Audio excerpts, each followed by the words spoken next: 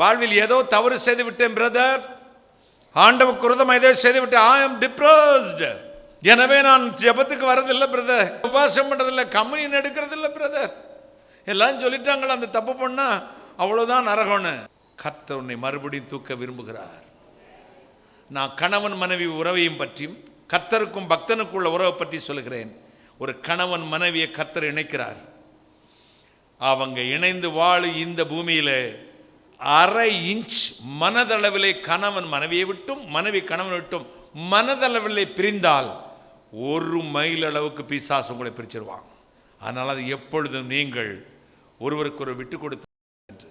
அதே போலதான் நம்முடைய தாழ்வு மனப்பான்மை, அதை செய்து விட்டோம் இதை செய்து விட்டோம் இன்னும் ஆண்டுகிட்ட போக முடியாதுன்னு 1 செகண்ட் அவரை விட்டு பிரிஞ்சிருந்தேன்னா சாத்தான் ஒரு காது தூரம் உன்னை கொண்டு போயிடுவான். நீ சொல், விழுந்தது உண்மை, தப்பு பண்ணது உண்மை, மறுபடியும் என்னை ஆண்டவர் தூக்கிவிட வல்லவராக இருக்கிறார்.